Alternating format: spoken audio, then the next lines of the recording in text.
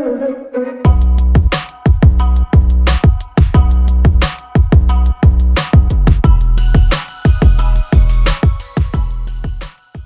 afternoon, everyone. Distinguished audience here, I will start a discussion that discusses the South China Sea.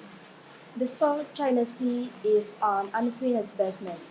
Directly, the South China Sea is directly adjacent to Brunei, China, Malaysia, the Philippines, Singapore, Taiwan, and Vietnam. Further, we have negotiation to discuss this issue. We present from Indonesia, we present from China Present. and Australia. Present. I invite every representative of the country to express their opinion. I invite the delegation from China. Thank you, moderator. Okay, China is a historical basis for claims to South China Sea. Based on history, before the Communist Party government came to power in China, China claims were historical first handed down by the nationalist government of Republic of China in 1947.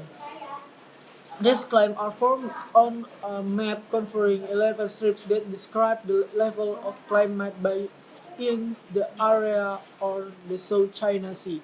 In 1953, the Communist Party began to the control of Chinese government. In the development of China claim the South China Sea, the Communist Party is still continuing, but there is a reduction in territory. The 9-dash line is a territorial line towards the South China Sea issued by the Communist Party by the reduction the Gulf of Tonkin area.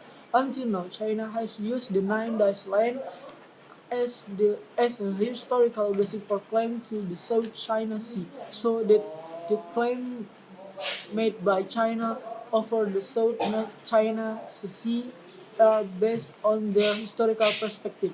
China also claimed that the national waters are China's traditional fishing area. Thank you. Continue by there. Okay, I will add another statement.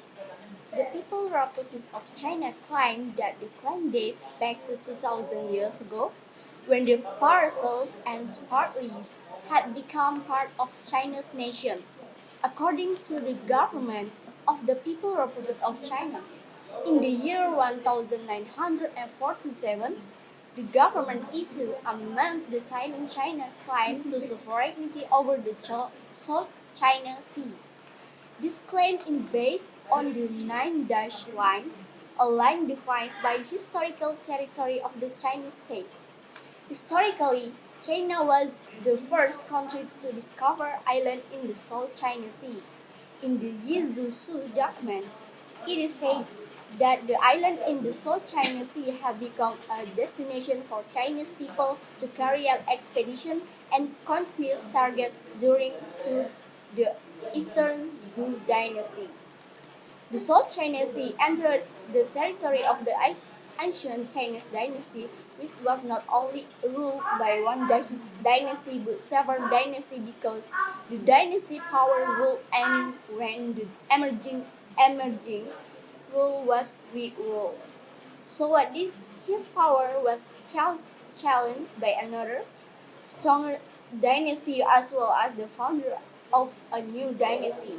On the 4th of September 1958, the government issued a declaration of the government of the People's Republic of China on China's territorial sea. Article 1 of this declaration states, the breadth of territorial sea of the People's Republic of China shall be 12 nautical miles.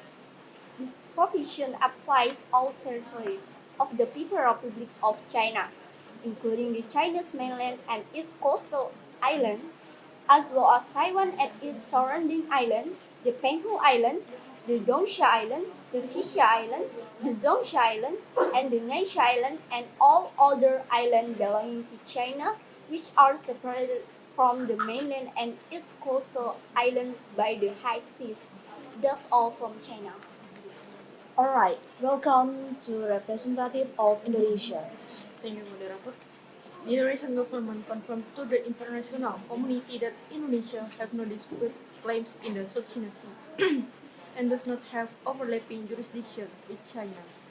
However, the South China Sea dispute started pulling Indonesia into its vortex and result in conflict with Indonesian national interests.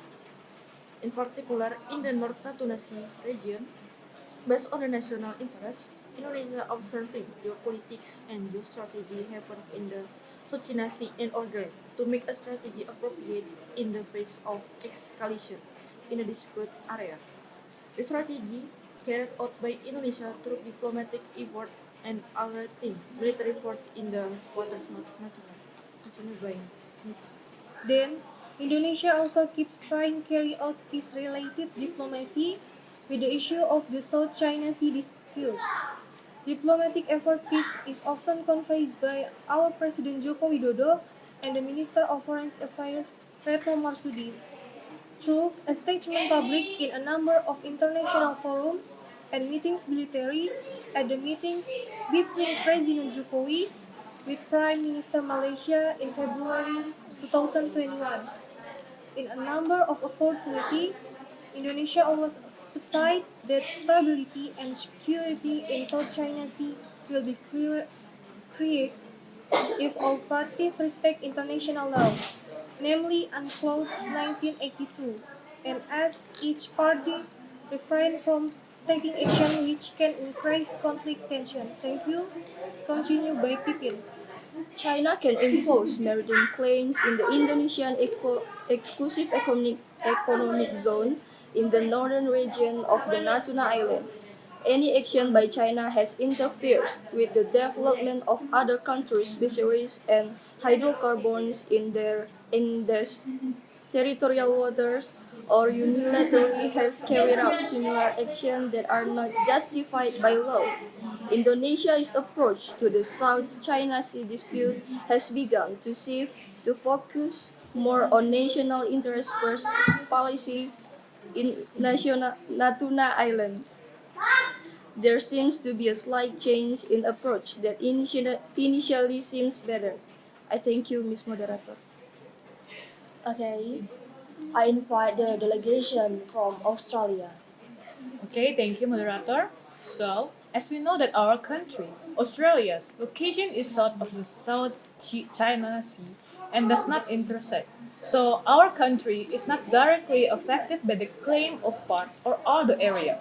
However, stability in the region is a consideration for Australia, as it's a very busy trade route, and almost a third of the value of trade crosses the region. Including for Australia, the area became the main crossing for trade traffic between the country and countries in the East Asian region. Australia is so concerned to keep the South China Sea region has high security stability so that Australian national interests are not disturbed by it. Australia also has an interest in keeping the area within an area that is free for shipping, both from shipping, but in terms of trade, and the passage of warships that will secure commercial ships from Australia or other countries. The United States, which is a key ally to Australia, doesn't want China military power to become too dominant in the region. Continue by Riska. Okay, the next. Australia is quite concerned about China's assertive behavior that could undermine stability in the Indo-Pacific and the South China Sea region. Moreover, China's attitude is quite concessive in the terms of economic, political, and armed maneuvers, not only in the South China Sea region, but also in other neighboring regions and also towards certain countries, including Australia. Australia, which has a long history of allying with the United States, has sought to help countries China military dominance in the South China Sea. This is also due to China dominant military power in the region will disrupt the security stability of Taiwan protected by the United States. In addition, Australia's support for The United States is also cause of secure Taiwan's sovereign territory with has proximity so as not to be invaded by China. Besides of that, Australia also has interest in keeping the area with an area that is free for shipping, but of term of trade and the passage of warships and will secure merchant ships from Australia or other countries. Next, continue to Zitto. Therefore, Australia has multiple ways, which is a major alliance to the United States. Then together with Japan and India form a quadrilateral in the Indo-Pacific region, especially in the South China Sea region. The alliance convened the region so that China military will not become too dominant in the region without other countries acting as countermeasures. Australia, has long history of allying with United States, has sought to help counter China military dominance in the South China Sea. The Australian Armed Force have a main armament system tool currently, among others, around 100 combat aircraft, maritime patrols, and air patrol capabilities, 6 submarines, and improved air and missile defense, including ballistic missiles and guided weapon systems. In terms of military developments, is an agreement from AUKUS PAC that to keep peace of the Indo-Pacific regions. Australia realized that China being too aggressive on Asia region and it will threaten other sovereign nations to implement and take the foreign policies. China movement is a job for an AUKUS as a pact to keep Asia under condition of peace and stable on global politics. That's all from Australia's statement. Thank you. Okay, from all the opinions that have been conveyed, it can be concluded that China cannot force maritime regulation in the Indonesian exclusive economic zone in the northern region of the Natuna Islands, can be interfered with the security of the another country because it's not justified by law. The current area cannot be claimed to histories because it already has the last agreed rule and boundaries. We invite to Australia maintain of security system and help to Indonesia to defend its territory. Alright, I thank all the delegation and I declare this problem resolved according to mutual agreement. Thank you. Thank you. Thank you.